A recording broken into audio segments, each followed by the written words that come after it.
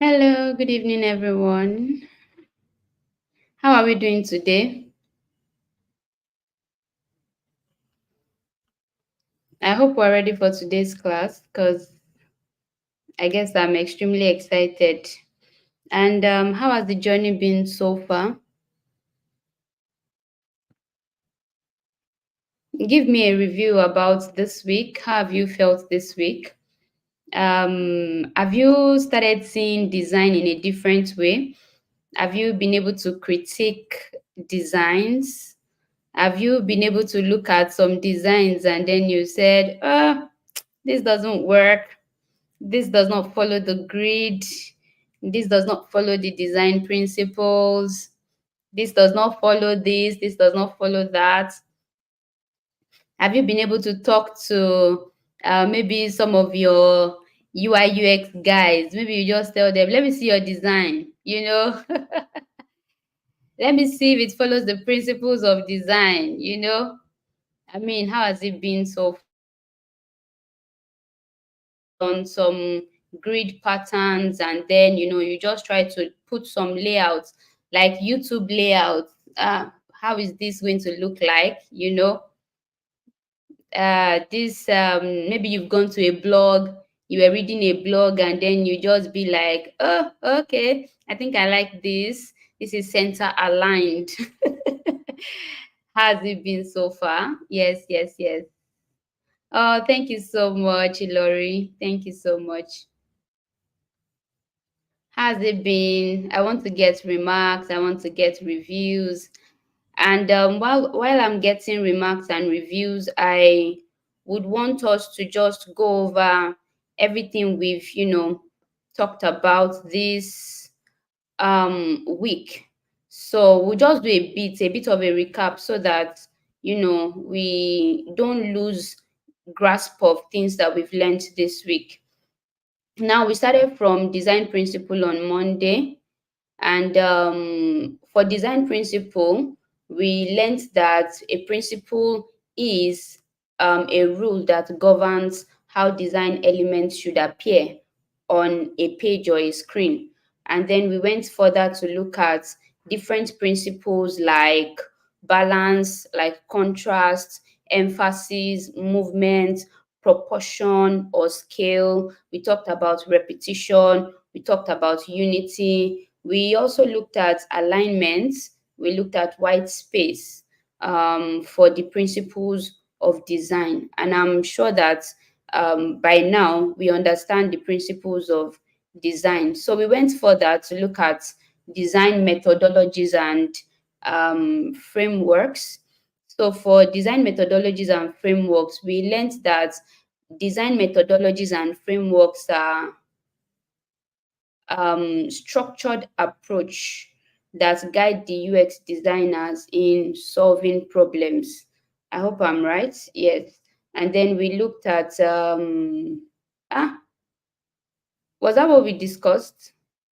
Someone should help me. I think I'm losing a bit of what we discussed in the last class. Yes, we discussed grids and layouts. Yes, exactly. Thank you so much. We discussed grids and layouts. Yes. So design methodologies was what I discussed or what I taught in the former, that was last week. Yes. So we discussed grids and layouts, and with grids and layouts, we discussed that a grid, sorry, let me change this to the beginning.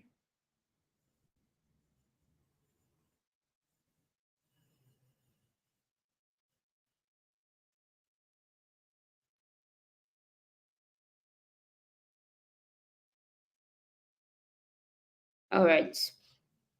So for grids and layouts, thank you very much. Thank you.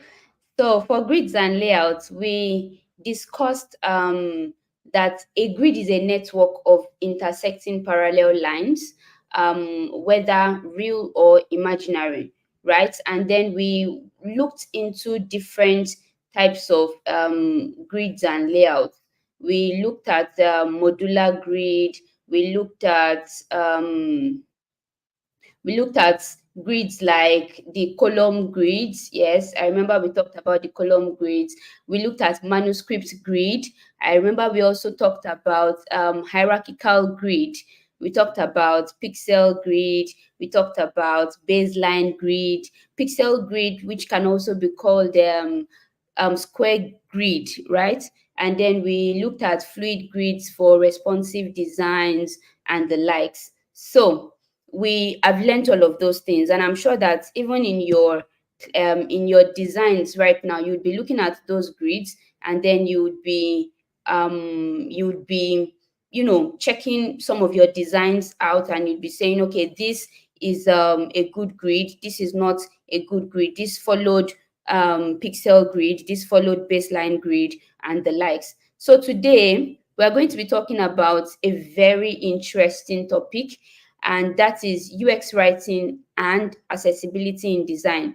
So we are going to pick it one after the other. First, we'll talk about UX writing, then we'll go to accessibility in design. Now, when we say UX writing, you first want to consider who is a UX writer or what is writing.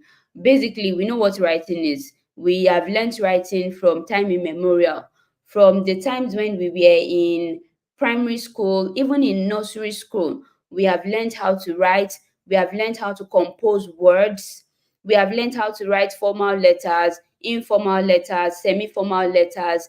We have learned how to answer questions, question and answers, and all of those things. And you see that all of these methods of writing has already pinpointed us. For example, if you want to write a letter to get a job, you will not write an informal letter for that. You would write a formal letter to understand, to you would you would write a formal letter so that the company would know that, oh, this person is a serious person and is speaking to us in a formal method. You cannot just write a letter to maybe Dangote and then you say, hello Dangote, so what's up, how you doing? That kind of grammar is not right for formal letters. So now we are coming that's just basic writing. You know that you have to be formal in your writing. Even when you are going for the interview, they will tell you that, oh, you have to be formal in this interview. You have to come in a very formal look for this interview. Let's say that you the same outfit you wear for an interview with Dangote is not the same outfit you wear for when you want to go for a makeup artist interview. Why? Because for makeup artists, or for you to become a makeup artist in a particular place, they need your skill of makeup. So you probably would want to do a dynamic makeup on yourself while you are going for a makeup artist interview, or maybe a fashion designer interview. You want to, wear a particular attire for fashion design interview. Now, you want to wear a particular attire that would make those people who wants to interview you know that, yes, this person knows what he or she is doing. Now, we are talking about writing, and we are talking about the different tones that you want to use while you are writing. For a sales writer, we would also call them a copywriter. Their methods of writing would be different from the method of writing of a UX writer. Now, for UX writer, we do more of micro copies. We do more of smaller write-ups, while the sales writer, might want to write a whole paragraph of getting people to use that particular application. So, what now is UX writing? We'll just be dealing with everything on no, not everything, a beginner case study of UX writing, and I hope that we'll be able to get everything I have here. I'm about to say in Jesus' name, but I will still say it. I hope we'll be able to get everything in Jesus' name. Amen. All right. So we are dealing with what is UX writing. We are dealing with UX writing. And then we are talking about one method of UX writing that is very popular, that people would that so many UX writers use to get the most dynamic kind of write up. UX writing is like calculation. UX writing is like UX. In fact, I won't even lie. If you are a UX writer, it's calculation, it's thinking, it's ideation, it's strategy when you are doing UX writing. And then we are going to talk about UX writing solution. We are looking at accessibility in design. We are looking at a part of accessibility in design. Now, not all parts, but just a part. And then we are going to be asking questions. You have an assignment today. You don't have a quiz today, you just have an assignment. I don't want to keep stressing you guys. So what is UX writing? UX writing is the process of creating the words in user experience. For example, I can see that most of us are, most of us are on YouTube, and then you would see that on YouTube you have your chats. Now, for my own YouTube, for what I'm seeing on YouTube now, I see top chats. I see the place where we all are chatting, so I can see the top chat. And then I see my what I'm presenting, and then I see the write up, Ladies in Tech Africa Bootcamp. And if I scroll up, I would see something like the incubators logo. I would see a place where I can subscribe, that button for subscribe. I would see my button for like or dislike. I would see my button for share. I would see my button for more. And then I would see the number of people who are watching me now. I see a button for more that says I should either save or I should report, something. And then I see the number of people watching me. Then I can also see other videos from the incubator hub, all of that. Somebody decided to write, was one who thought about every word that you are seeing on YouTube. Every word, the place where you have top charts, the place where you have search, the icons that are used, the place where you have share, the place where you have NG for Nigeria, all of those words, it was a UX writer that thought about the words that you are seeing there. Yeah. Now, UX writing is the process of creating content or creating words in user experience. Your titles, your buttons, your labels, your instructions, your descriptions, your notifications. I know we've seen notifications. So your notifications, your warnings, your controls, your everything that people are seeing, all the words that people are seeing. I think we are still going to check through some websites. I screenshotted some websites, and then we are going to check them out. The setup information, how people would view that particular website, the content on the website, the content on the application, all of those contents, the UX writer is involved in it. Imagine an application that just has so many typography errors on the application without anybody proofreading the application to see if the content there is actually right or wrong. That's an application, or that's a website that is not going to sell. And if your website does not sell, you are out of business. I know this is the third or fourth time I'm saying it, but if the website you are designing or if the application you are designing does not sell or does not convert people, then you don't have a job in the next few months. So the how to content, your every content that makes people comfortable, that gives people an experience on your platform or on your application, is what the UX writer looks into. Now, very few organizations plan their content throughout the product development lifecycle, and that's the truth. So many people or so many organizations will just tell you that let's just be going with it, let's just be doing it, and they're not very intentional about creating emphasis or putting emphasis on the content that they are supposed to put on their platform. They are not very intentional about their brand. They are not very intentional about their voice. They are not very intentional about the way they pass out information, or the way they push out information to the users. And if you are a good product designer, you are supposed to be very intentional about every word. Even for the button that says share, you are supposed to be very intentional about the word share and even the icon you are placing with it. So, for every designer, intentionality is key. Intentionality is key for every designer. Now, we understand that the product development cycle goes through your brainstorming stage, your defining stage, your design, your test, and your launch. Now, for every of this stage, you have to be intentional about the content you are using. First, for your brainstorming stage, how do you talk to your research, and how do you carry out your research? How do you meet with your users? What are the kind of words you want to speak to your users so that they can express themselves to you, to let you know what they want? Because let's start like this: you want to carry out a research and you don't know the right questions to ask your users to receive the right answers from them.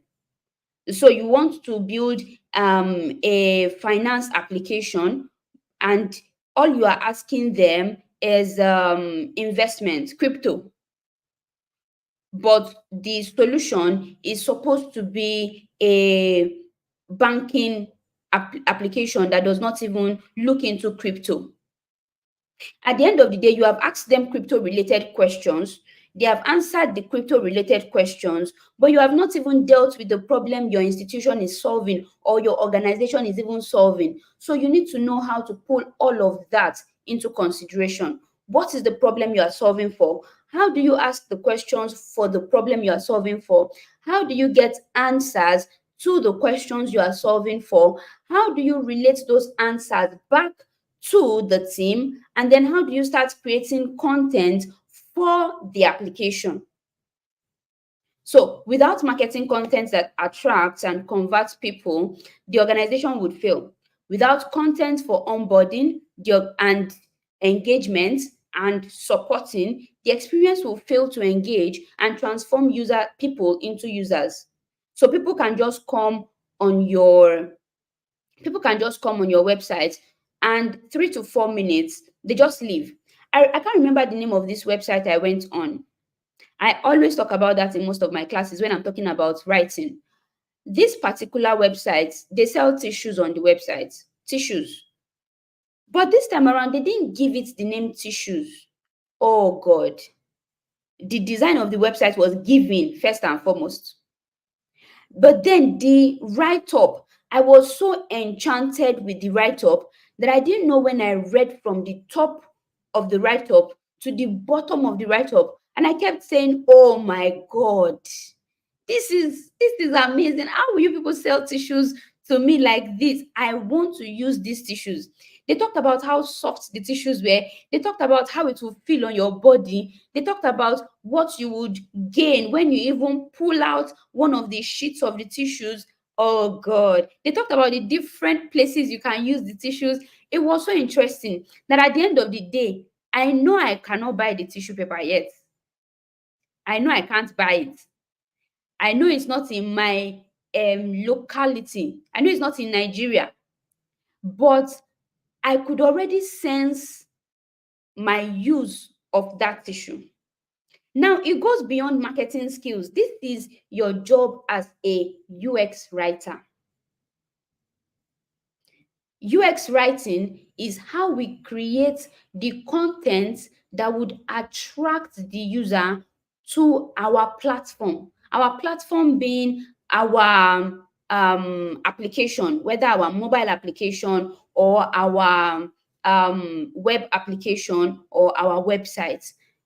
You as a UX writer should know how to write those things, those contents that would make the user say, no, I want to use this particular application. So let's keep moving. Writing begins where all designs and development starts. Your write-up does not start after the design. Your write-up does not start after they've done the design, then you now say, okay, let's write. No. Your write-up starts when the research starts. Your write-up starts when development starts. Your write-up starts in the ideation room when you know the problem you are solving for. That is when the UX writer should also come to play. There are some kind of words that you would use that would make people say, I don't want to use this application. It is this application I want to use. I remember when I wanted to look for another browser apart from Google Chrome. So I was getting frustrated because Google Chrome was becoming boring at that time. So I wanted something that can spice up my search, my search. And then I just asked someone, and someone said, are you looking for privacy? I said, yes. Are you looking for this? I said, yes. He just said, use so and so browser. I got to the browser, and exactly those words he said were the things I saw there. And I was like, wow, this is amazing. Like, it was those words: privacy, simplicity, something, something, something. And those words were the words that attracted me to use that browser. Words go a long way. Have you not been in a conversation, and then you are conversing with someone, and you say, the way this person speaks just gives me a calm. The way this person speaks just makes me happy. The way this person speaks just makes me feel peaceful. But there are some people that the moment you get there and they just say hello, you already know that this is a serious something that will happen today. So the way you write your content would go a long way to converting users, right? All right. So the writer has to identify the goals of the users who will be using the experience, as well as the goals of the organization. That's why I'm telling you that your writing begins where the design starts, where the research starts. Why? Because you need to know the goals of the organization. You need to know what the organization wants to solve for. You want to know what the organization wants to solve for. And then you also want to know what the users want.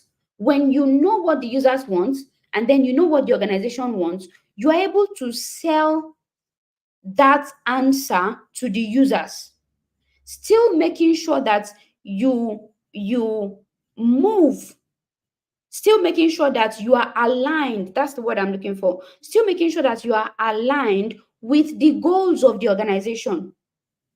We are going to say a story here with Kuda. Now, the writer needs to collaborate with the product owner. There are people in tech who are called product owners, and the product owner is the person who owns the product, whether the company or the CEO or the founder who owns that product. That's the product owner. Now, you are to collaborate with the product owner to understand from his or her own perspective what you are building for. You are to collaborate with the product manager who is managing the entirety of the product. You are to collaborate with the product designer, which may be you, or you may just come in as a UX writer. So you are to collaborate with the product designer who understands the design perspective of the product. You are to collaborate with the marketer who knows some of the target audience of the product. You are to collaborate with the researcher who has probably carried out his or her research for the product. You are to collaborate with the developer who knows some of the technical things in the product. And then you are to also collaborate with the users who want to solve some of their problems. From the beginning of the brainstorming or the strategy or the ideation phase, you are to collaborate with all these people. You are to know the business constraints, you are to know the language of the users, you are to know the kind of device that it will be working on. If you don't know the device it will be working on, and you go and give maybe very long content, very long words, then you now discover that it's supposed to be for a mobile application, then there's a problem. If you are asking the question of, can a product designer also be a UX designer? Can a product designer also be a UX writer? The answer is absolute yes. A product designer is even a better UX writer. Why? Because he understands the design, he has carried out research. I'm sure we did research in week 2. So he has carried out research, you understand what the user wants. So now that you understand what the user wants, he understands the business, the strategies, the goals of the business. And because he understands the goals of the business, he understands the needs of the users. He is a better UX writer. Why? Because he can write words that would make the user actually want to use the platform. So let's move. The writer would need to collaborate. Okay, we've said that the writer creates content that meets the needs of the team, the business, and the users. Now, this is the story. When we all had what's the word now? When we all had traditional banks, I'm not going to mention anybody's. I'm not marketing for anybody. This is purely lecturing, so I'm not going to market anything. Now, when we all had traditional banks, most of us, when we have issues, we have to go to the bank, we have to queue, and when we get to the queue, it's a lot. So you see people complaining about some certain banks that the moment you go there in the morning, you're not going to leave till midnight. If you have a complaint, even if it is something that a customer care can attend to in 1 minute, you still have to queue like 105 before you are done. The whole day is gone. So people started to think of, okay, let's create an application that, you don't need to go to the four walls of a bank before you are able to, carry out your transaction, transfer money from one place to the other, and even do it for free. You know that the other problem with the traditional bank that we were mentioning at the time was the whole lot of money that they were removing from our banks, that they would just remove this particular charge, that particular charge, and then it was becoming a lot. They would remove charges anyhow. Now, a bank came up and then they said that they are the money app for Africans. Just listen, just hear that name, the money app for Africans. By that name alone, you already are feeling affiliated with the application or with the product. Why? Because they are meeting your, in fact, look at the next content under it after the money app for Africans. You see they say make free transfers, enjoy cashless payments, enjoy cashless payment options, and earn interest on your savings with this bank. This already tells you that something is up here. Now I can make free transfers. I don't have to queue in the bank before I chat with a customer care representative. Things are done from my house. So basically, if I want to do anything, I don't need to go anywhere. I just need to sit in my house, and then I'm transferring money from one place to the other. I'm doing this and I'm doing that. And this particular bank took a lot of customers from this particular bank at the beginning, took so many customers from the traditional bank. Yeah. All right. Please, I'm going to be taking water a lot today because I've actually been talking all day. So I know that I might have to take water to replenish my strength. So please, I will be pausing at some time to just take water. It's not soft live. Oh. I'm doing it so that I can keep speaking. Thank you.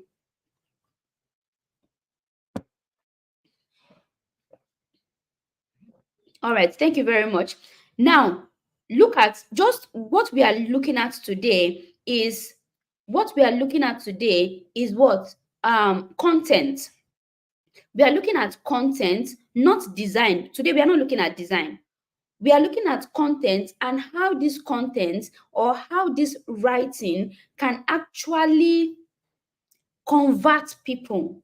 Look at what they said, the money app for Africans, and then you are going to make free transfers. You are going to enjoy cashless payments, payment options, and you are even going to earn interest. The thing you are going to think about is which traditional bank is going to give me this kind of thing. If this bank is not giving me this kind of thing, oh, I'm out. I'm going for Kuda. Yeah.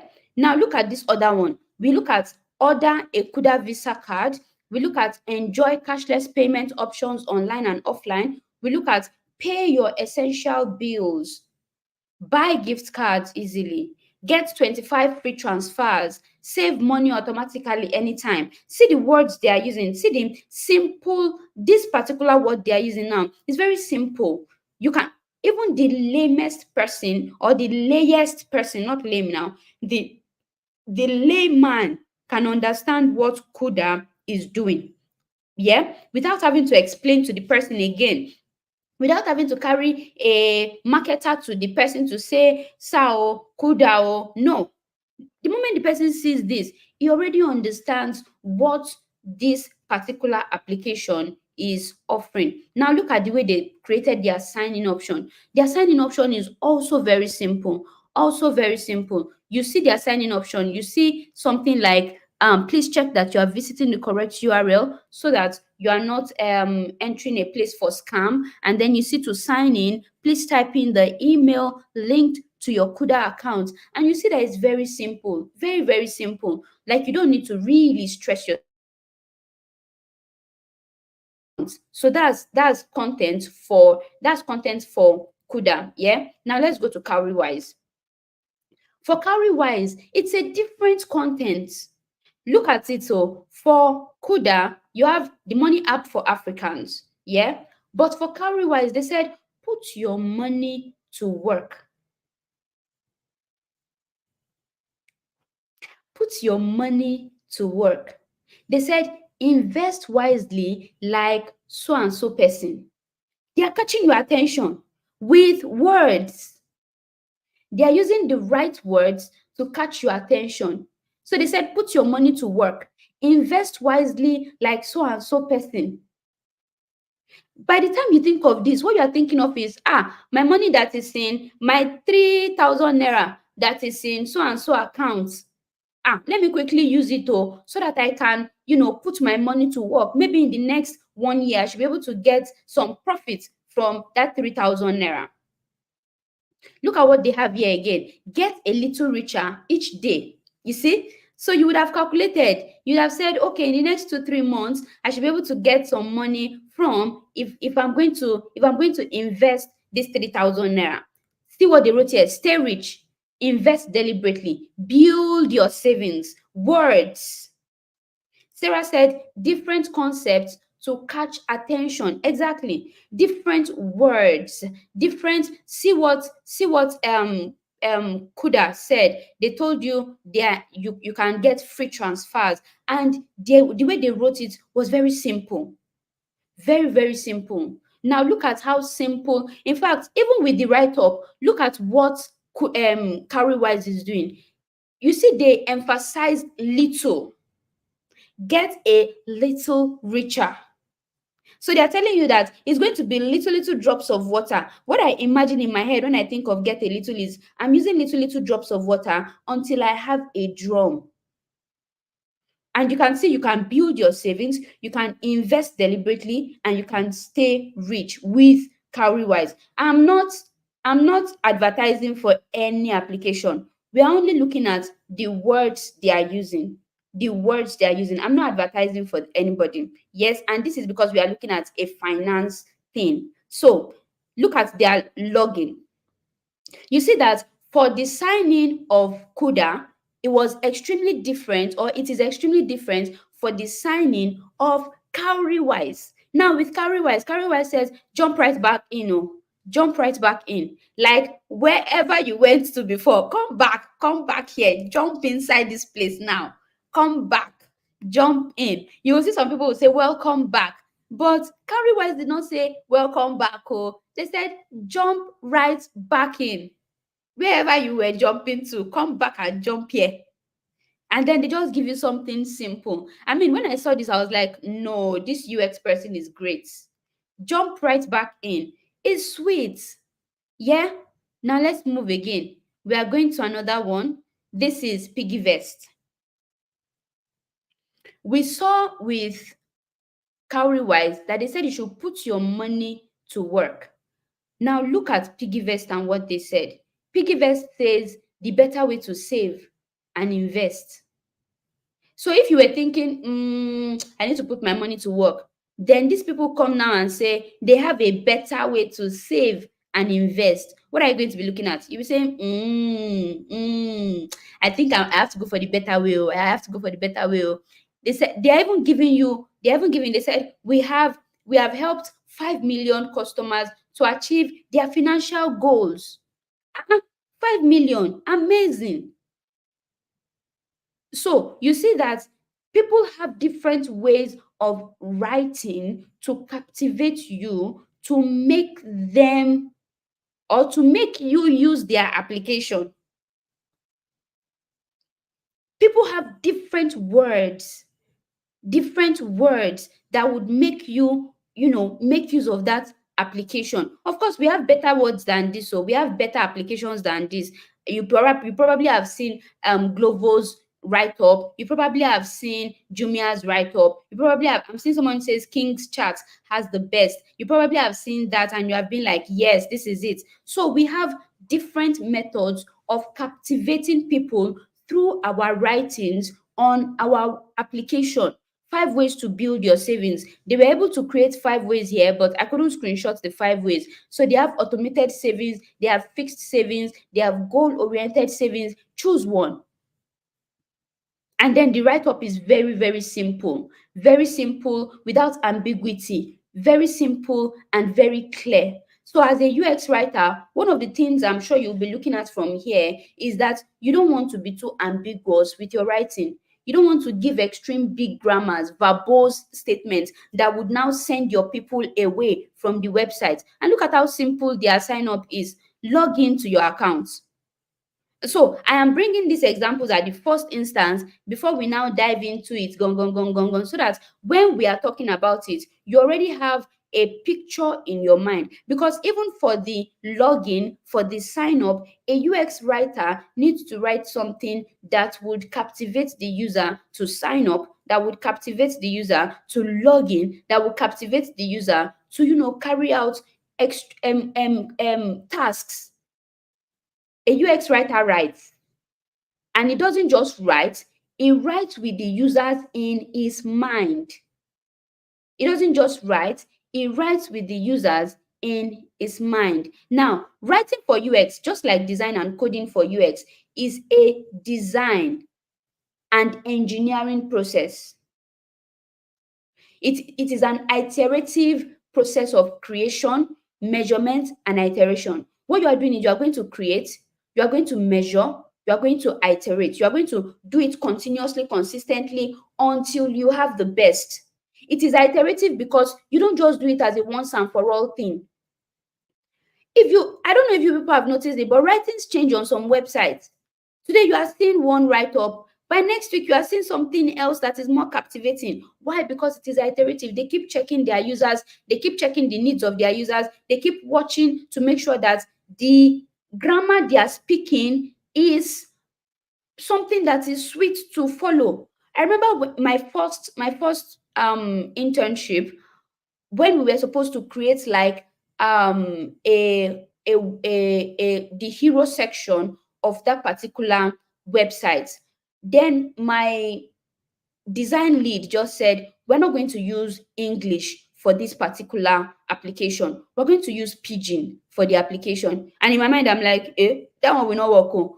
But by the time we use the Pidgin for that particular application, God, on the day of our launch, when people were seeing the application, they were like, no, this is the word. The word was so out there that we had to put it at the back of our mesh shirts because it was so beautiful, it was so captivating. I hope we are following and I hope we are understanding.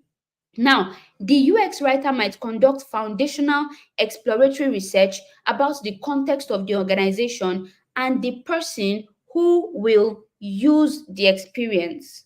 Yeah. So now what you are doing is you are checking with the organization and then you are checking with the users who are going to use the experience or the application. UX writing is iterative, starting with less than perfect words. I said that. So you are starting at first, and then you keep replacing those words with slightly better words, and you keep repeating that process until you find the best. This is the way to make text purposeful and protective. What you are doing is you want to get a purposeful text that can grab the attention of people. You want to give a protective text. You also want to make it concise.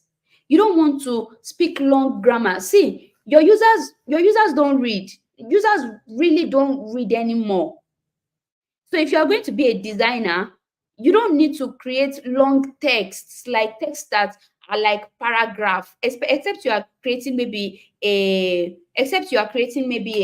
what's the word, a content filled text that people know that they want to read, like a news kind of text. No, you want to create something that is between two lines or just one line, and then grab their attention with that.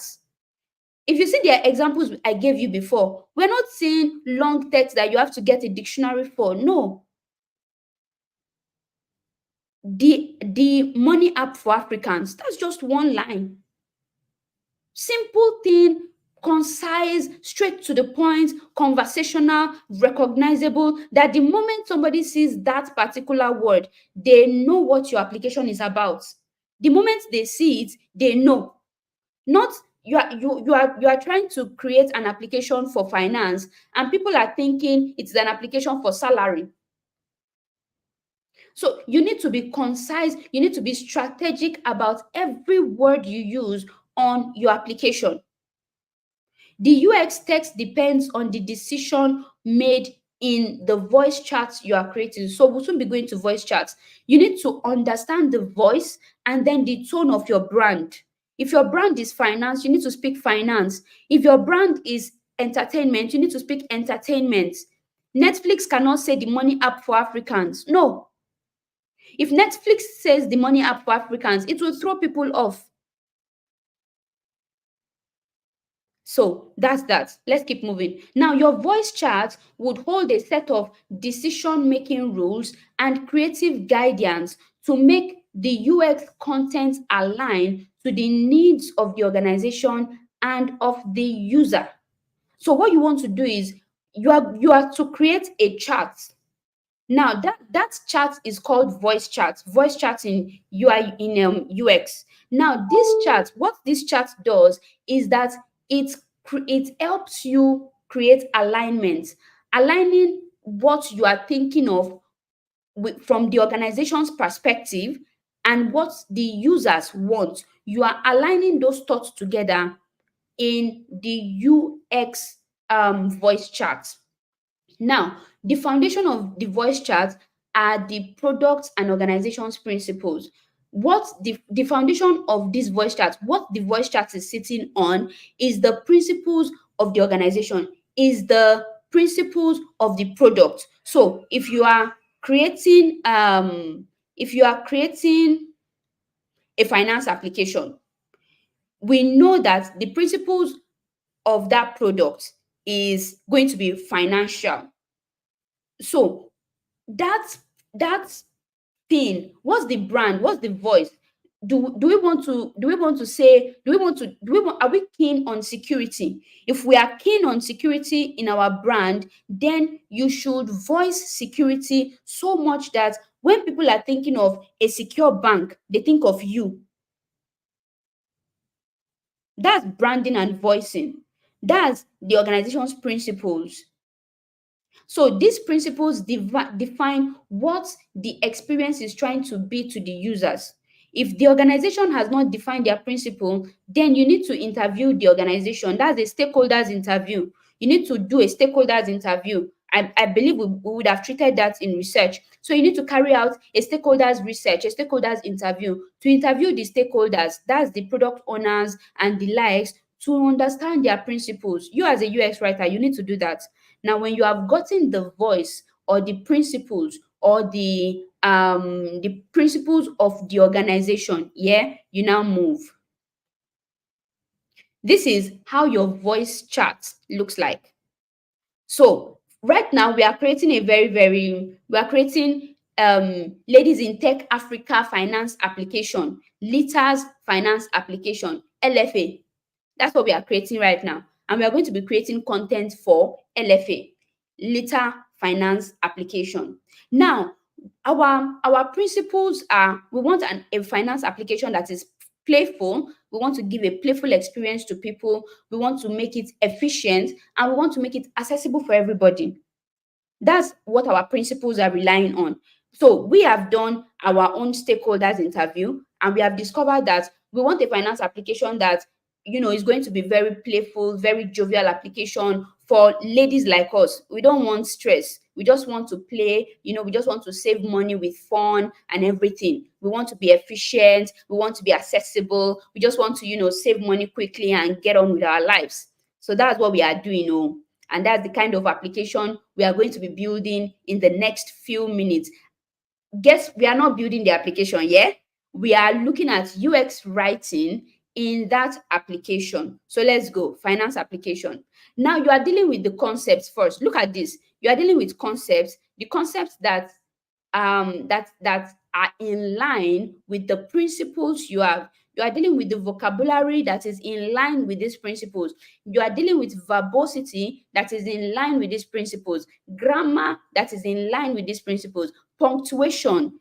Can you see how detailed UX writing is? The punctuation that is in line with your principles, the capitalization that is in line with your principles. That's when you remember what Carrie Wise did when they said something like save little, become a little richer. They used capitalization. Oh, I love UX writing. I don't know why, but really, I love UX writing. So you are dealing with your concepts, you are dealing with vocabulary, you are dealing with verbosity, you are dealing with grammar, you are dealing with punctuation, and you are dealing with capitalization with three or more principles that the organization has. So if you even have more than three principles, you can continue. If you have five principles, you can continue. If you have 20 principles, you can continue. And if you are good with UX writing and also you are a good product designer, you are amazing already. So that's why we are teaching UX writing, yeah, while still being a product designer. Please give me a minute.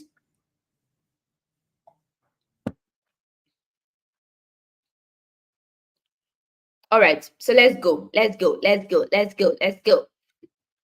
Now we are dealing with concepts. Now, concepts are the ideas or the topics that the organization wants to emphasize at any open opportunity. That those concepts that the organization, the moment you just hear, oh, this is Lita Finance application, what is the first thing that the organization wants to speak about? Even when they are not, when they are not talking, when they are not doing everything, what's that thing that they want to brew? What's that thing that they want to say? They are the ideas that reflect the role that the organization wants to experience, that the organization wants the users to experience in their lives. Concepts don't really specify maybe words. Concepts are not really talking about words. So concepts are not looking at words. Concepts are looking at the ideas that should land regardless of the slogans or the campaign. Concepts are not, the concept is not like you are now looking for the exact word you are going to use. No, the concept is you are looking at the idea. You are looking at the kind of idea that the organization is going to carry. So, what kind of idea would Lita Finance application carry? What kind of idea? What's the concept? What's the concept that Lita Finance app would want to build? What's the concept that Lita Finance app, the organization of Lita Finance app want to use? Like, oh, when you think of LFA, what would you think about? What would what would come to your mind? That's concept. Like when you think of piggy vest, what comes to your mind? You remember that that's investment. So probably their first principle would be investment. Maybe their first principle would be savings, not investment but savings. Yeah, maybe their first principle would be save for a target savings. So you could have different kind of principle. Now, under those principle, you now have the concepts for those principle. For example, We are bringing in ideas that support our principle. Now, these are our concepts now. We want to be unpredictable. We want to add fun and difficult tasks for people to earn money. For our efficiency, we are thinking of keeping users on by saving money and investing in courses. So we want to be efficient. If you are thinking of efficiency now, I'm seeing somebody saying for piggy bank, they're looking at save in bits. Yes, that's a good one. That's a good one. So you are looking at the principle of saving bits. Now, what's the concept? They will tell you little drops of water makes a drum, that kind of thing, like what Cowrywise did. Yeah. So now let's go back to Litas Finance application. So we have, for our concept, playful. We want to be unpredictable. We want to bring fun, and we want to develop tasks for people to earn. We want to, for our efficiency now, we want concepts that would keep the users on by continually saving money or investing in different courses. You know, now we are doing LITA, Ladies in Tech Africa. So you can invest in courses, pay for some course or invest in some courses, and then you make money from those courses, and then you can take those money back. I'm thinking of that. Yeah. Now, or for our principle number 3, which is accessibility, you can go for virtual accounts for every user. So you are creating a virtual account for every user. But those are not the words you are going to use at the end, though. This is just the concept that you are building, the concept behind the word you are still going to build. Now let's go for vocabulary. For vocabulary, this is where specific words that can either support or undermine the voice principle would be seen. For the vocabulary role, you are going to be putting, oh, these are the kind of words we want to use. We don't want to use this kind of words, but we want to use this kind of words. What are the words that are allowed for finance? What are the words that are not allowed for finance? What are the words that are allowed for education? What are the words that are not allowed for education? What are the words that are, your terminologies, your word list is going to be there, but it's not just that. The vocabulary role in the voice chart would specify few words that are so important to the experience that they help you identify the personality you want to build. A UX writer builds personalities on each page. So as a UX writer, you are building a personality. I'm thinking cowrie wise and I'm thinking saving wise. I'm thinking piggy vest and I'm thinking saving to invest. Yeah, I'm thinking CUDA and I'm thinking transfers without payment. I mean, sorry, yes, transfers without charges. I'm thinking of that. So we are looking at, those are the personalities that they are building. Those are personalities that they are building. Yes, good. Now, so you are looking at vocabulary. You have gotten the vocabulary role. Now let's see what we have done for our vocabulary role. Now we want something that is playful. So we want to avoid generalities like very and really, something that would water down what we want to do. As much as we want to be playful, we don't want to include words that would water down our seriousness in the application. So remove words like very, really, and all those words. We are going to be removing them. See, this is the thought of a UX writer. We are not using very, we are not using really. Even if you pass this document to a different UX writer and he sees this, he's going to come up with amazing content, even if he has not carried out any research before. So we are using non-metaphoric descriptions. If we're talking about efficient, we're not going to be using words that will now say save like a lion, save like a tiger, save like a this, be as rich as Kinikon. We are not going to be using metaphoric words. We are using non-metaphoric descriptions. We are going to say it as it is. Now, if we're looking at the principle of accessibility, we are looking at use fast. We want something that would, go with using something fast, saving time, and saving money. So see the way we are thinking now. See the way we are thinking. Someone says, is it possible to be a UX writer without designing? Yes, it is possible to be a UX writer without designing, but I don't think it's possible in Nigeria. So I think it's possible outside Nigeria. But in Nigeria, if you're a product designer, you're everything. Oh. You're a researcher, you're a writer, you're everything. Now, someone says she's thinking, cowrie wise I'm thinking investment at its minimal, shikini money with the accept. Oh, beautiful. Oh, beautiful. Shikini money with the accept. If you are building an app like Ajo, maybe an Ajo application, if you use shikini money with the accept, you would see people would so love it. This person is good, oh. I really like that. So for vocabulary, for your vocabulary now, you might be thinking, don't use plain English, use pidgin. So if you have kept in your vocabulary now, use pidgin. You already have it in your thoughts that we are going to be using pidgin for our vocabulary. Makes sense. I love it. Now let's rush to verbosity. Now, for verbosity, now you see, they said for strict usability, the words inside an application should get out of people's way. Your UX text is not there to be savored or read for pleasure, but using few words where many are expected can block a person from moving forward as thoroughly as using many words where few are expected. I'm hoping that we understand that. For verbosity, you don't want to use long words where a short word is needed, and you don't want to use short words where long texts are needed. So you need to understand the screen that you are going to be designing for. You need to understand the people you are designing for. You need to understand the mindset of the people you are designing for. Imagine you are designing for people that are selling things in the market where they just need to quickly do and go. I use the word do and go because that's what they are. We just want to see something quickly, send our money and get out of there. We don't want to be reading plenty English. When you now design something that people now have to read and read again, they will not use your application. So your screen size and reading format would make a difference too. People are more willing to read on a desktop computer than on a mobile device. So if you are designing a mobile application, you don't want to put too much of words when you are designing a mobile application. You don't want to put too less of words when you are designing for a website. That's verbosity. Oh.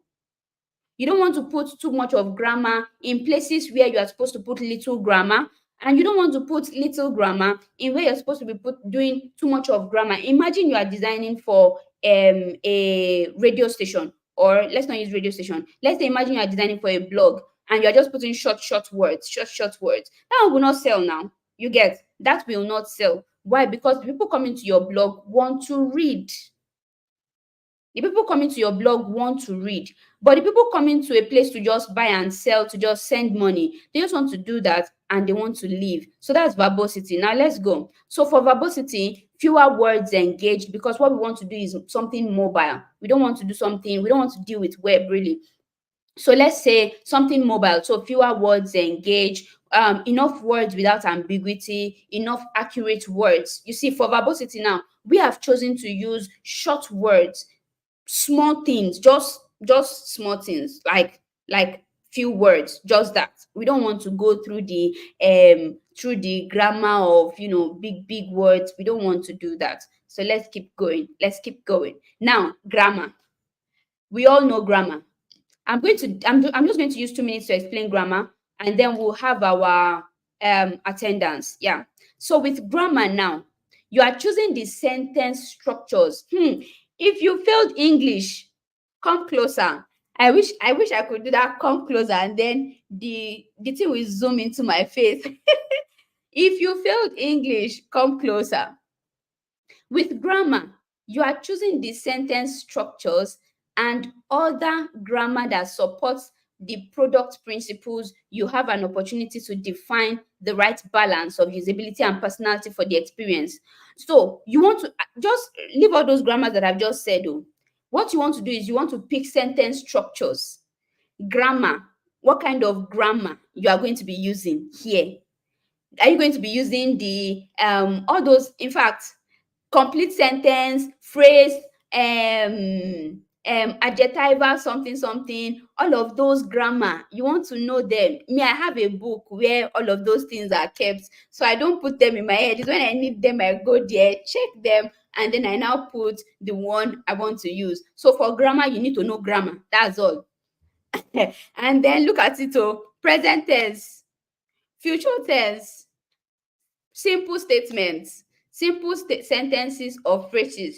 So you see, me, I've already chosen my own. You can decide to use simple complex tense. You can decide to use complex tense or complex grammar, or what have you. You can decide to use all of that. The kind of grammar you want to use, you want to put it there. Adjectival phrase, adverbial phrase.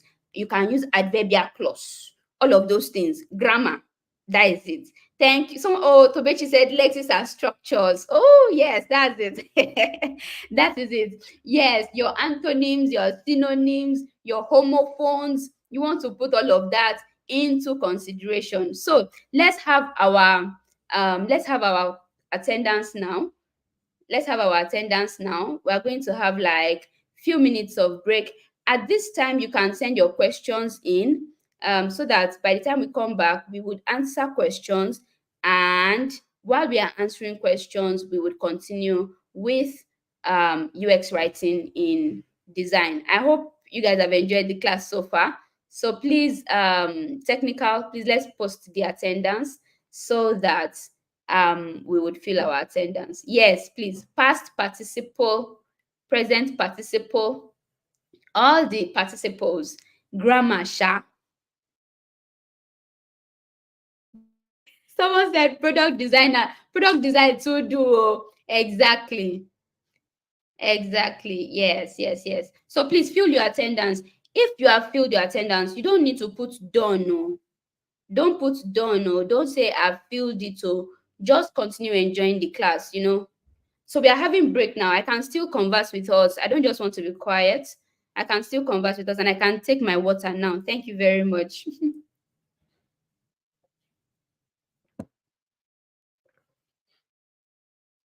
I'm sure the link has been posted. I'm hoping that it will be pinned very soon so that we can fill our attendance. Product design to do. Don't worry, we are demure. Product design is demure.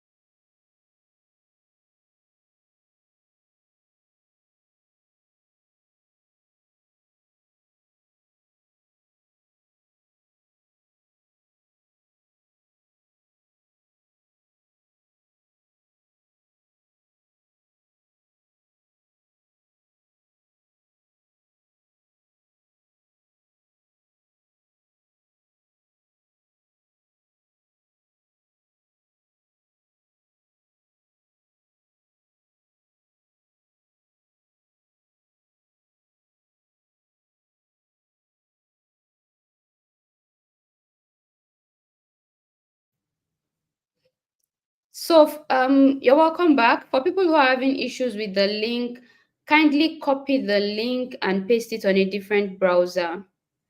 Kindly copy the link and paste it on a different browser. All right, just open a different tab. Yeah, open a different Chrome tab, paste it there, and then you can fill your attendance. Then I saw a question here. The person said, in fact, I'm just learning this for the first time, that a product designer creates content for the product. What do you do when the product owner gives all the content for the product? Now, if you already have somebody giving all the content for the product, it makes it work well. Oh. It just makes your work easy. But then you probably would discover that sometimes the content given may not sync well with the content given may not sync well with the design you have in mind. So you can advise the product owner or the product manager that you would like to maybe shorten some of those words, summarize some of those words, especially for words that are extremely long or extremely, too much for the people you are actually designing for. So you can advise them that, oh, I feel that the kind of users we are dealing with, they don't like to read so much, so I'm thinking we can summarize this. Now, if they say go and summarize it, fine. If they say they will summarize and bring it back, it makes your work easy. So you just do your design and then you just live a very soft life. You collect the content and then you use it. And when I started as a designer, I was working as a designer. In fact, I had a UX writer who was connected to me. So if I'm designing, I just know that, oh, this person is going to work on content. So I was using lorem ipsum for my content, and then the person would just come, look at the word, look at the number of words I use for my lorem ipsum, and then the person would just, fill it up. I'll just copy whatever the person has written, I'll paste it there. It made my work faster. So that's for me, really. That's that for me. All right, someone says, how do you deal with conflict between business goals and user needs in your business? Alignment. So by the time you this and that works at the point of ideation, that works at the point of brainstorming, that works at the point of strategy. All of these are the beginning points of whatever framework you are using in your design, or yes, in your development cycle. So now let's take, for instance, your business says that they want to create a an entertainment application for, let's say, for children with disabilities. Yeah, let's pick that example. So we are designing an entertainment application, something like YouTube, but for children with disabilities. And they've told you that this is what we want. But after you carried out your research, you discovered that even children with just cool children. I don't know how to use the words that it won't look that I won't have to offend anyone. So you discover that other children who don't have disabilities, yeah, that's better. So you discover that other children who don't have disabilities are even prone to use such applications. Now, you can align the goals by advising the company that, yes, so we understand that we are building this for children with disabilities, but can we also bring in the children without disabilities so that we can have more users? What you have done is you have been able to align, you have been able to bring the thoughts of the users and the business together. You have been able to combine them to then make one. Now, if they say you can go ahead with merging the users with disabilities and users without disabilities together, you can now find the right word and the right design and the right content for them. I'm hoping I've not missed questions.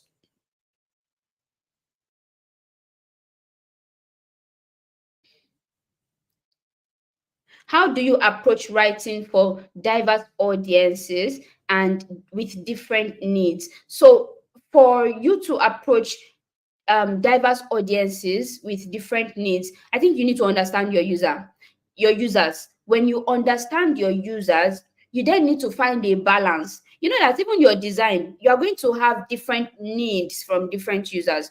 And I believe that you were taught prioritization. Excuse me.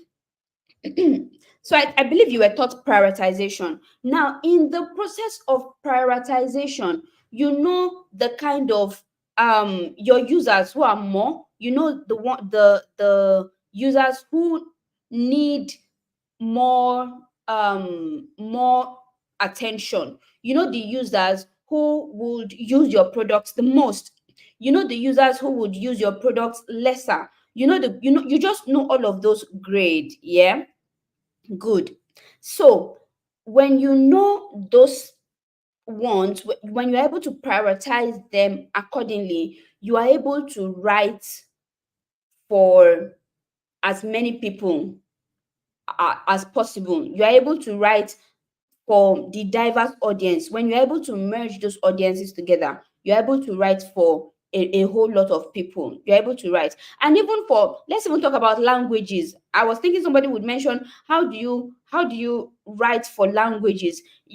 Just by telling your designer, or you as a designer, putting the language symbol where you can change from one language to the other, has already solved the problem of you writing for languages. So you are still writing the same thing, but in different languages. So if you are dealing with languages, you can write for different languages by translating. Just using translation, you can write for different languages. Yep.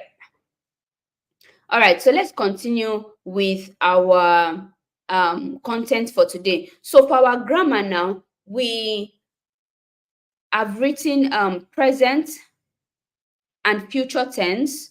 We have written, that's for playful. We have written preference for simple statements, and then simple sentences or phrases. Yeah, so that's that. Now we can now move to the next phase, which is punctuation and capitalization. Now for punctuation and capitalization, very beautiful. I mean that's almost the same thing with what we've been talking about so far. If you look at what we've done so far, ouch. If you look at what we've done so far, sorry, excuse me, give me a moment.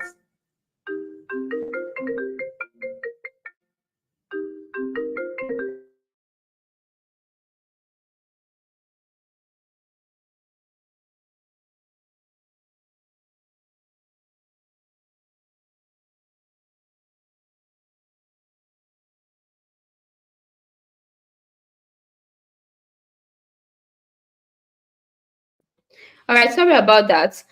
So if you look at what we've done so far, if you look at all of this, the voice chart that we've written so far, we started from concepts. We got ideas that would support the principles we have at the top. Then we created our vocabulary. Then we created we checked our verbosity. We don't want too much words. We want fewer words. Then we checked our grammar. We want present tense. We don't want too much of grammar and the likes. Yeah. And then we're now going to punctuation and then capitalization. Now, for punctuation and capitalization, you want to know the kind of style guide you want to use in your write-up. Do you want to use APA style guide? That's a writing style guide. Somebody once told me, said, I don't know why UI design or UI UX design has so much calculations, so much grammar, so much write up. Is because you are dealing with a lot of users. So at this point, you want to look at the kind of language you are giving your users. Are you using the AP format? Are you using the modern language format? Are you using the Chicago manual style writing format? Are you using the APA styles? You can check all of this out, right? Just go and browse them. I will not explain it today. Just browse those formats of writing. Some people will use very simple statements. Some people would come, and then when you are checking their statement like this, I mean, it's really it's a whole lot to put together. Yes. So you look at the kind of grammar you want to use. What kind of style guide do I want to use in my write-up? Then you now look at the punctuations. Where do you want to put your punctuations? Where do you want to put your capitalizations? Where do you want to put capital letters? Where do you want to put small letters? Where do you want to put hyphens? Where do you want to put commas? Where do you want to put all of those things? You want to know where all of those, which is why, I mean, education is good. So with you having to have gone to the university or to some schools that have taught you different formats of writing during your project, you already have an understanding of what you are doing here. Yes. So let's go. At this point, for punctuations, you for the playful stuff, we are looking at serial commas, we are looking at colons, we don't want dashes, we don't want exclamation marks, but we want it to be playful. For our capitalization, we want to use capitalization for only things that are strongly emphasized. So we don't want to use capitalization for things that are not emphasized. We want to use capitalization for only things that are strongly emphasized. Then for efficient, we are looking at periods, commas. We don't want question marks. We just want to use periods. We just want to use commas. And then for our capitalization, we want to use sentence case. So at this point, you are looking at sentence case, you are looking at capital letters, small letters, you are looking at title case, you are looking at all of those alphabetical text capitalizations. You want to use all of those things. Now for the principle of accessibility, we are looking at title case for headings and buttons, title case for only headings and buttons, and that's all. You see, by the time you are done with this, you've already been able to create your voice chart. Anybody that reads this now can already create a full UX writing for later finance application in 3 different formats. You can create a later finance application UX writing in 3 different formats, in a way that by the time you are showing the 3 different formats to your boss can now say, oh wow, this works well, this does not go, this does not speak our language, but this speaks our language, and you can just go with it. Or you can even recycle your write up, maybe every 3 months or every 4 months or every 6 months. You can recycle your grammar to even get more people in. So that is all about UX writing. Now let's get to our solution for later finance application, because this is one good solution for our voice chat. Now, if we move further, we look at the solution. Now we are dealing with the hero page of later finance app. From our principle 1, our hero section would have something like unlock the fun in finance. Now we have 3 separate, or even more than 3 separate. So we're just writing different things. You can now decide to choose whatever works for you amongst all of this. So for our principle 1, the headline, something that looks like what we saw in the money app for Africans, something like that. Yeah. So we now have unlock the fun in finance. Unlock the fun in finance. Now you can say something like discover a new way to manage your money with later finance application. Or you can say something like tackle your task, earn rewards, and keep things exciting with later finance application. Or you can say something like say goodbye to boring budgets and hello to engaging financial adventures.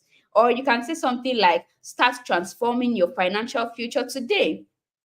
So all of these are things that the UX writer is just thinking about. Now, for your principle 2, where we are talking about efficiency. The first one talks about fun. The second one is about efficiency. So for efficiency, now you are looking at save and invest smarter. Save and invest smarter. Now, other content under it would be what you have here. Manage your money efficiently with later finance app. Save money and invest in courses. Simple and clear tools to keep you on track. Plan your financial future with confidence, and so on and so forth. Yeah. Or for your principle 3 that talks about accessibility, you are looking at fast and accessible finance. Fast and accessible finance. And you can now say, because we talked about virtual cards, so you can say get a virtual account with Lita Finance app.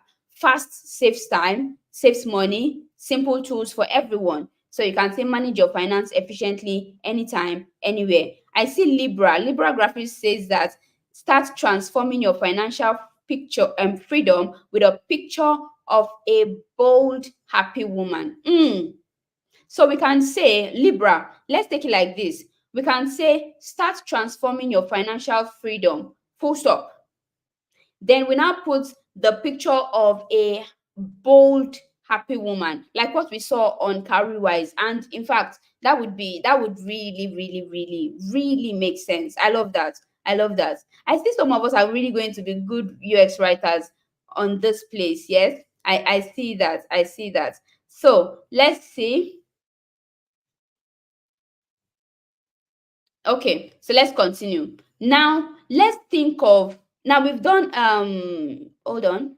So we've done for the hero page of, we've written three different write-ups with other sub-writings for the hero page of Lita Finance app. You can continue to say, okay, what are the services that Lita Finance app offers? How can we download Lita Finance app? Can we download Lita Finance app on Android, on Play Store, Google Play Store, or Apple Play Store? If we can download on Google Play Store or Apple Play Store, you can now say download here. So on that, you can now put Google Play Store, Apple Play Store, and then you can move further to how does Lita Finance app work, and then you can write the content for how Lita Finance app would work, and then you can go, you just keep writing and you keep writing and you keep developing those three principles. You keep developing it in those three principles. You keep developing it in those it makes, writing is sweet for me, maybe because I like to write. So this part is really interesting for me. Now let's continue. You can look at principle. Let's say you are designing an onboarding screen for the mobile application. So you are dealing with the mobile application here. If you have used OPay application for the first time, maybe you open the OPay app and then you now see the onboarding phase where you have to scroll. Maybe they tell you that we are the best money transfer, something, something, something. We are the best, this. So your onboarding, that onboarding where you have to scroll, scroll, scroll, and then you now get started. So the onboarding phase, that's onboarding phase, three screens. I believe when we start designing, you will understand that onboarding phase more. So the onboarding phase now, you have something like font task. So this font task is the image that will be there. Font task, like maybe people doing things together. That's the image that will be at the top. And then the title will now be unlock font tasks. And then you now say tackle exciting tasks that make money management enjoyable and rewards along the way. And then you now have a button that says start your journey now, or start journey, or start. Yeah. Now you have for principle number one, but onboarding screen two, you write that. So that's the way you just keep writing it. So principle one, which is fun, but the onboarding screen two, you write it. Principle one, but the onboarding screen three, you write it. Then you go to principle two now. Principle two talks about efficiency. Now you say the image now, save money image, you have invest growth image, you have planning journal image. Now your title can be save smart, your other title can be invest in yourself, your other title can be plan with ease. And then you can talk about the other things that you put there, and then the button that says start your journey here. I see someone, Tobechi says, be your dream woman, save effortlessly. Come on. I love that. It really takes a lot of thinking, but by the time you begin to harness that thought process, by the time you begin to think in that way, oh, it would be beautiful. You will just keep getting the right words in your mind. I love this. In fact, Tobechi, I'm looking out for you. I really like the way you are putting those English in. I'm looking out for you. And then you have your principle three, your onboarding screen one, your onboarding screen two, your onboarding screen three, your title, your text, and your button. And then you submit that, tell them that, oh, I'm done with the onboarding screens. Approve this. If it goes, it's fine. If it doesn't go, you can go back, you can rework it until it works. Are we together? Now, that's that for writing. You keep writing, you keep tweaking, you keep writing, you keep tweaking.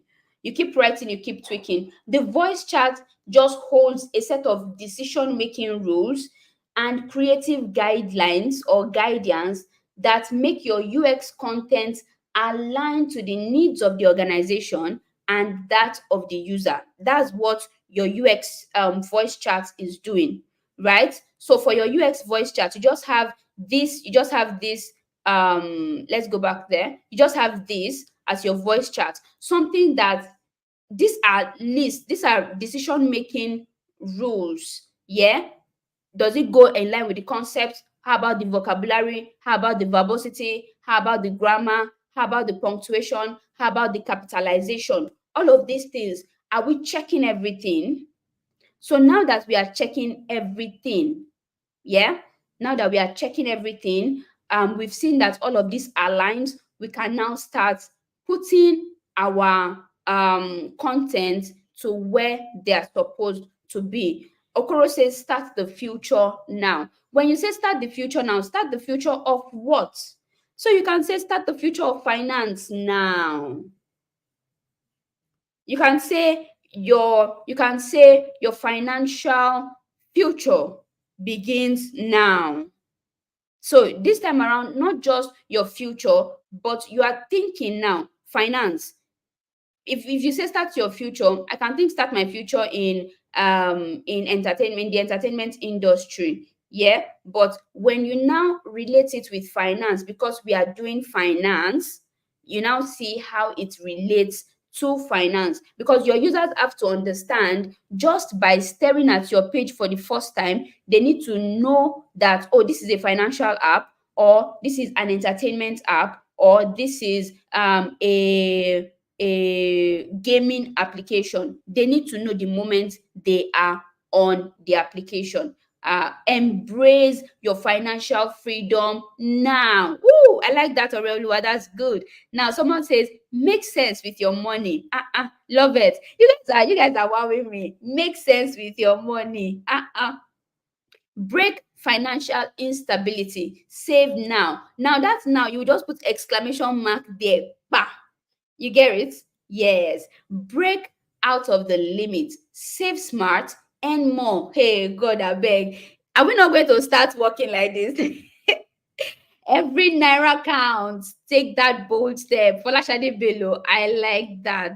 I love that. Every naira counts. Take that bold step now. Hey. Someone says, how about a dirty December? Now, this is good for marketing. How about a dirty December is very, very good for marketing. If you want to pull out something like a flash sale kind of thing that people will just use for a bit of time, maybe between this Ember, we've gotten to September, you would have pulled out this design from September 1st to maybe November 30th. You just do, how about a dirty December? Every day, how about a dirty December? Before you know it, people would have saved money for those months in your application, and then they would have made something out of it. I love that. Join the soft life gang. Invest now. That's great. That's great. I like that. Mercy Ajayi. I like that. Invest with steez. Oh, you people should not make me start, please. You people should not make me start. Let's go to our next topic, please. So let's go. Now we will be going into accessibility in UX design. Accessibility in UX design. And I believe we would be very, very fast with that. Now, accessibility in UX design um, allows users of diverse abilities to navigate, understand, and use your user interface. So, what you are doing with accessibility in design is that you are designing for people with diverse abilities. You are designing for people with eye issues. You are designing for people with, people that cannot use their hands in one way or the other. You're designing for different kinds of people. You're designing for people with autism that cannot really grasp things correctly. You're designing for different kind of people. All manner of people are going to be using your application. So you are designing for these kind of people. Now, accessibility enables people with diverse abilities to perceive, understand, navigate, interact with, and contribute to the web. That's it at the end of the day. You are able to, your users are able to perceive what you are saying, they are able to understand what you are saying, they are able to navigate correctly without, I tell my designers, I tell them, I say, if you have to explain to me what your design is doing, then there's a problem. The moment you have to start explaining that, hey, this application is a finance application, and I did not know from the start that it was a finance application, that's a problem.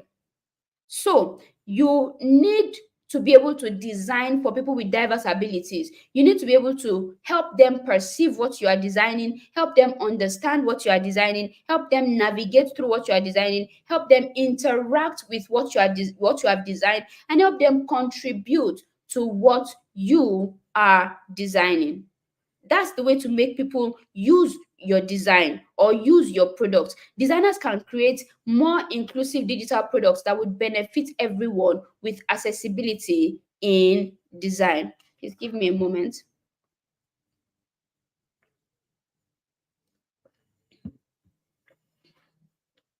Now we're talking about different disabilities in design, or different user disabilities. And sincerely, a lot of people have disabilities.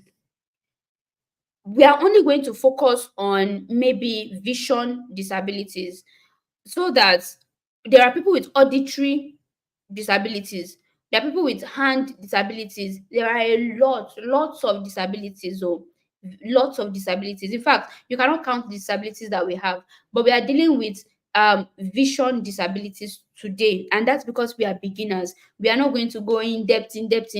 When we are going in depth, we are talking about the people with hand, we are talking about left-handed, right-handed, we are talking about voice sensors, we are talking about people with a whole lot. But right now we are dealing with vision, visual disabilities. Now, what's low vision? Low vision refers to visual impairments other than blindness. This time around, the person is not blind. Even, you know that right now there are designs for people who are blind. People who are blind can also go through Twitter. People who are blind can also, chat on WhatsApp. People who are blind can also do a whole lot on the internet. So we're not dealing with that right now. Excuse me. We're not dealing with that right now. We're just talking about people with low vision, people who have visual impairments, that they're not blind, but they cannot see clearly. Other terms like partially sighted or sight impaired are used in this particular context here. And WHO has estimated that there are 246 million people worldwide who have low vision. There are 246 million people worldwide who have low vision. And if you are saying that this is a huge number, and of those 246 million people who have low vision, only 39 million of them are blind, which means that a whole 86% of people have visual impairments, low vision. Now, how do we design for these people with low vision? How do we design for these people who are not really, who are not so, their vision is not so clear like that? How do we design? But first of all, what are the different visual impairment types? We have visual acuity. That those are people that have blurry vision. Now we have entered, is it biology or ophthalmology? So now we have entered eyesight defects. So we are looking at the, now we are ophthalmologists. We have to understand the kind of sights that we have. Yeah. I'm seeing some Libra says short-sightedness, long-sightedness are very common. Yes, exactly true. Now we have people with blurry vision. When people have blurry vision, it can impact the way they see your design. Some of them may not see some words clearly. Some of them may not see some images clearly, faint images, icons. Excuse me, please.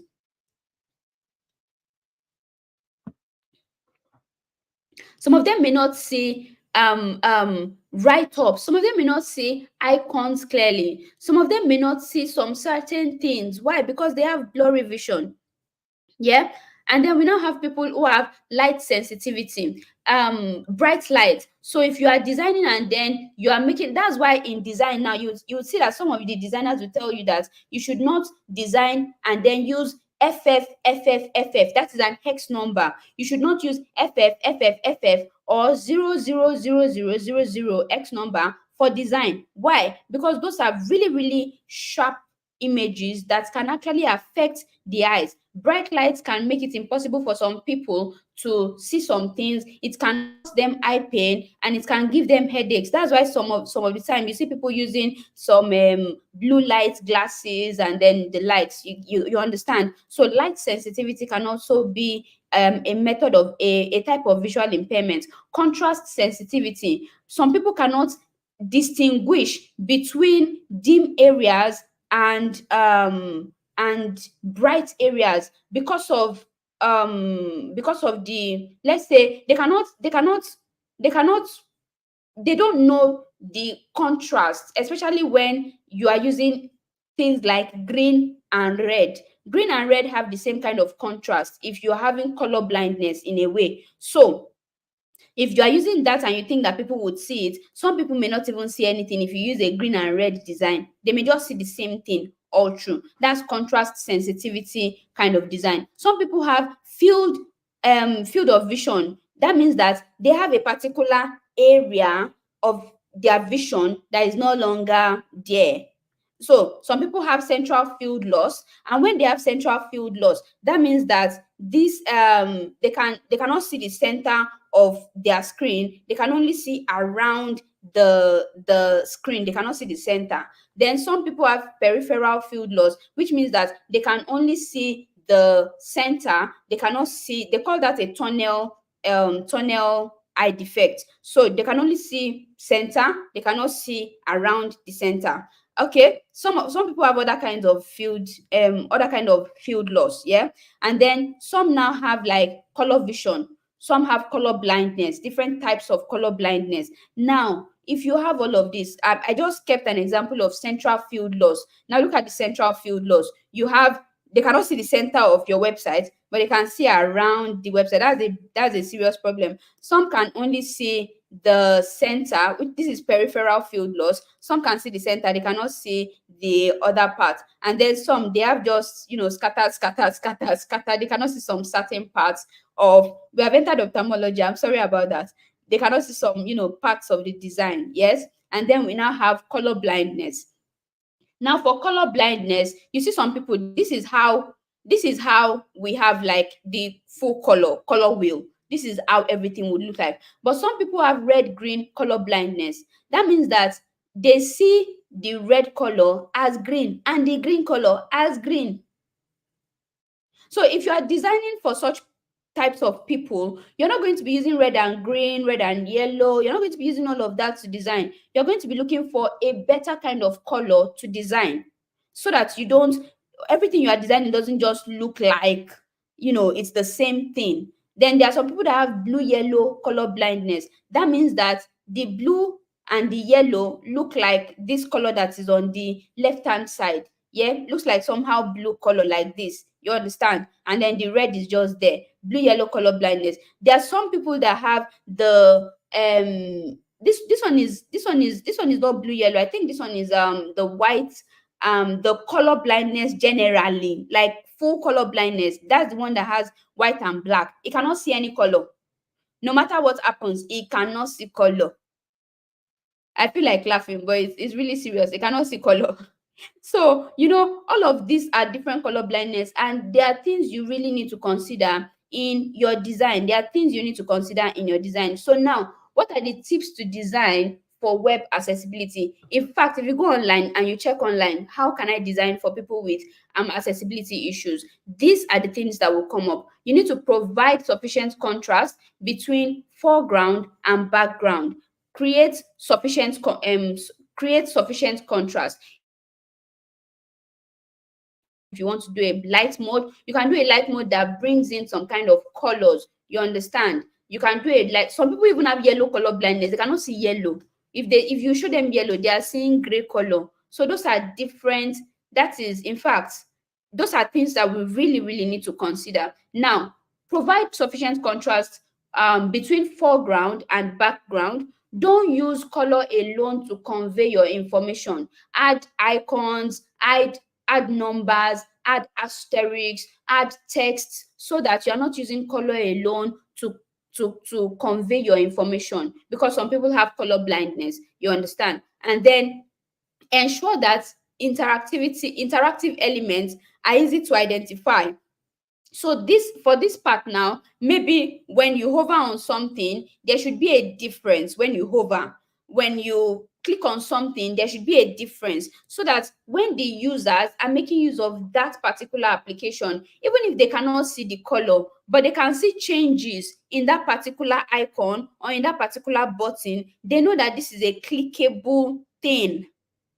They know that this is a clickable button. They know this is a clickable link. They know that, oh, this particular thing, this particular product, I can actually click on it, even though they cannot see clearly what is there. You understand? So ensure that your interactive elements are easy to identify.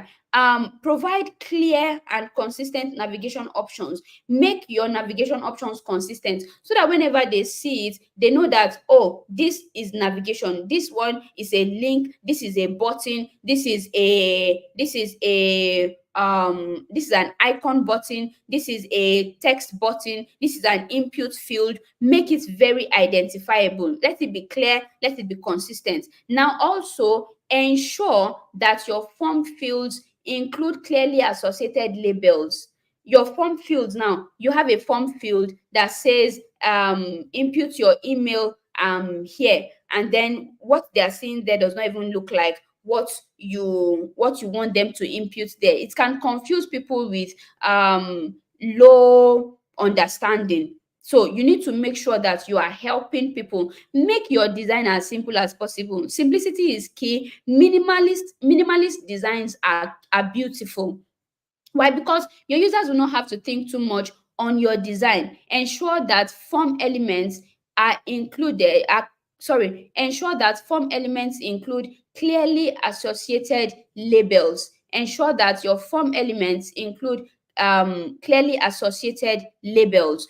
Add labels to your work and then make it as beautiful as possible. Now, provide easy identifiable feedback. Provide easy identifiable feedback. You need to be able to make sure that your users can give you good feedback, whether by input fields or any means. Make sure that they can give good feedback. Use headings and spacings to group related content. Use headings and spacings to group related content. For example, the chat section that we have here on YouTube, you can see that even if you were not going to do anything on that chat section, for the fact that you see top charts, and then that icon that has the drop down icon, you understand that, oh, this place is for charts. So that's that. So use headings, spacings, icons to group related content. Now, the other one says create designs for different viewport sizes. That's create designs for different screen sizes. Create your design for phone, create your design for tablets, and create your design for for desktop, so that as you are creating for all of those viewport sizes, people that are making use of those viewport sizes can also see clearly what you are creating. We have come to the end of accessibility in design. This is your assignment. Pick 3 popular websites. Popular to you, it's not compulsory that it's popular to me. So pick 3 websites that are popular to you, and then critique the design principles. So remember our class on design principles. Critique their design principles. Is the design principle good? Is it bad? Is it somehow? Critique that. Then explain the grid pattern of that particular website, and then talk about the voice and the brand of the website. Critique the voice and the brand of the website. Did they use something simple? Did they use something complex? And the others. And then look at the accessibility on the website. Was it good to your eyes? Was it too sharp? Was it too bright? And all of those other things. Now submit with pictorial proofs via Google Docs. So I'll go over it again. Your assignments, you are to pick three popular websites to you, critique their design principles, explain their grid pattern, explain the voice and brand of the website, and then explain accessibility on those websites, the three of them. Yeah. All right. The deadline for this would be next week, Friday, because I know we also have other assignments we probably have not submitted or we have submitted. But the deadline for this assignment would be, we have 1 full week for this assignment.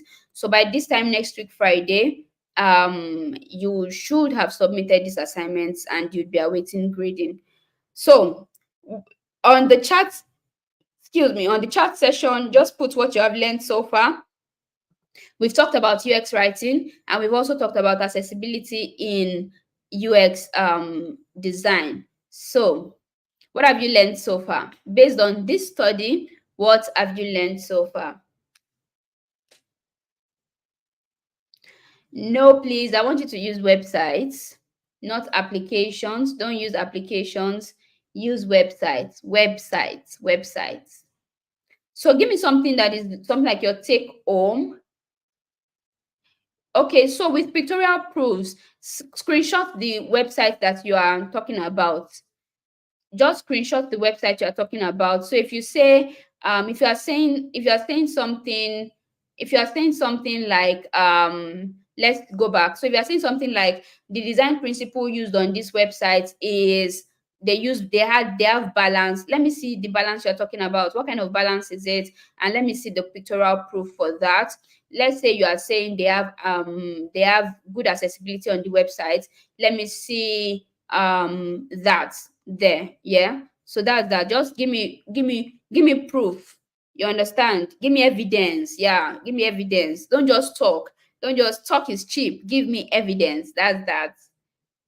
So you're going to screenshot and then you're going to send it to me. Websites, not applications. And I don't want to see a phone kind of application.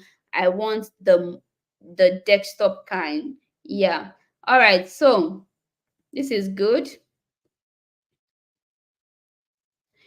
Blessing says that as a UX writer, your content must be catchy and simple. That is my take home. Let your content be catchy and simple. Yes, that's great. So Kehinde says that there are disabilities in learners that a designer has to be mindful of. Yes, if you're not mindful of those disabilities, problem go dey. All right. Now, Oreoluwa says, I have learned that we should be intentional about designing with the user in mind. Yes, that's true. Your users come first. It should be easily accessible to all cadres of users. I love that. Oreoluwa, I love that. My eyes are also on you. I see what you post. So, yes. Okay. You can Ayola, you can critique all the principles. If you are seeing all the principles there, please critique it. Please, yes, you can critique all the principles of design there. All right, Madam Susan says that UX writing is all about captivating your users through your content. Yes, captivate them. Yes. Abisola O says UX writing starts at ideation phase. I love that. I love that. Eniola, I learned that as a product designer, you don't only design products, you are also a UX writer. Beautiful, beautiful. Christiana, thank you. Libra, I enjoyed today's class. Thank you so much. All right, Blessing says that I should explain the brand of a website. Okay, so the brand of the website is the organization. For example, Google. Google's website is owned by Google. The brand would be Google's brand. That's it.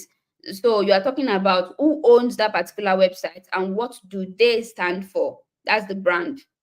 I hope you understand that, Blessing. I learned how to create voice charts using different principles. Oh, thank you. Ayo says, I learned how to write a captivating write-up for a website. This is amazing. Okay. Design when it comes to design, simplicity is the best. UX writing, working with product owner, product manager, user experience designers, and the likes. Your words should be captivating, simple, and compelling. And remember, the user's needs and the business goals must align. Remember that always. I love this. I learned that as a UX writer, your content must be intentional and simplified. I love this. I love this. Okay, so what I mean by desktop type and not phone type is, don't just pick a website and then snap it on your phone. You should be using your laptop for this assignment. So screenshots from your laptop. Screenshots from your laptop. That's what I want to see. I hope you understand that. That's for Olayinka. I hope you understand that. All right. So Jimmy says, I learned how that a product designer must know how to capture the mind of the users through captivating and simple words. Yes, yes. Okay, Adejoke says, I do not understand the part where you said accessibility on the design. When you say anywhere you hear accessibility, think of people with disabilities, think of people with special needs, think of people with low vision, think of people that really cannot see, people that really cannot hear. People, imagine you are designing a website for Imagine you are designing a website and everything is just voice, voice, voice. You didn't consider people that cannot hear. So you have to consider those people that cannot hear. The moment you hear accessibility, think disability. I hope that comes in well, or that comes in right. The moment you hear accessibility, think disability. Disability in any route, disability in any way. People that cannot use their both hands to type, people that can use only one hand to type, people that cannot see clearly, people that cannot hear clearly, people that cannot quickly grab their phones and say something. Just think of a whole lot when it comes disabilities generally. Accessibility, think disability. Of course, you can add images to your Google Docs. Yeah. A good designer must be patient and sensitive. Yes, that's where you talk about empathy in design. As a product designer, you must have empathy. If you don't have empathy, you are wrong. So I'm sure that in research you learnt about empathy, where you put yourself in the user's shoes. So you want to be able to design something that would make the user happy, because that's user experience. You want to give them a good experience, you want to give them an enjoyable experience, you want to give them a functional experience. Yeah, you have to be very sensitive. Yes, exactly. Intentionality is key for a designer. Exactly. I learned as a UX designer, you should use common words like easy or very, rather than something exceptional that captivates the users. Exactly. No, so when Adejoke, voice chat, it is voice CHART. That's a chart that helps you with the way you voice with the write up. So let's just say it's a writing chart. It's a writing chart. So your voice chart is a writing chart. It's a set of decision making rules that you have to just help you with your writing. You understand? Just it helps you with your writing. That's all. That's all. That's all. It helps you with your writing. I'm seeing someone. Ngozi, well done. I see what you did there. You learned how to use VVGPC. I see what you did there. I like that. I like that. I give you a thumbs up already. I learned that a stakeholder is also a product owner. Well, in not in all cases. So a stakeholder has a stake in that particular business. It may not necessarily be the product owner. I can be a product manager and be a stakeholder of that business. You understand? Those are just managers in the business, big people, top people that understand what you are solving for and can give you answers that you need as soon as you need them. But they are the business guys, the stakeholders, the business guys. Yeah. Okay, so voice chat plans the tone and style of the product language. Phone me, I'm phone me. I hope I got the spelling of the pronunciation of your name, but that was so precise. That was so precise. I like that. I like that. Okay, Mabel, can you ask your question again? I think I've skipped your question. Please, can you just copy and paste it again? I will. I will try to answer it when I see it. Where is your question? I'm sorry I skipped your question. Okay, you said, can you explain the part where you said the voice and the brand of the website again? Okay, let me use this example. You know the voice of your mother anywhere. So anywhere you hear your mom, you know that that's your mom. Like, you just know that that's your mom. That's the voice of your mom. Even if she's angry, if she's upset, that's tone now. If she's angry, if she's upset, if she's happy, you know the voice of your mom. That's when it comes to a brand. You know how Google speaks. You know how Piggyvest speaks. It is because you have been able to draw a voice chart that you can now create a brand voice for that particular, brand. WhatsApp has its own voicing. Telegram has its own voicing. You should learn all of those. You should be able to create a particular voice for your application. That's with the voice and then the brand. You should be able to create a voice for your brand. Your brand has a personality. Your personality can be a serious personality, or it can be a non-serious personality. You understand? So your brand has a voice. Yes. A UX designer must be brief. I hope I've answered your question, Mabel. I hope I've been able to answer your question. Just type yes so that I will know if I've been able to answer your question. Oh no, Tosin. Okay, well, if the camera, if the quality of the image would come well, Tosin, you can do that. Yes, if the quality of the image would come in well, yes, you can take a picture with your camera, with your phone camera, yeah. Okay, so no, you cannot get a template for the assignment because it's the right, just write. You just write. It's just right. Critique your design principles. Explain the grid pattern, any format you want to use. Talk about the voice. Talk about the brand of the website. Is the voice serious? Is the voice professional? Is the voice simple? Is the voice classy? That kind of voice. What kind of voice is it giving? The voice and the brand can also be the same.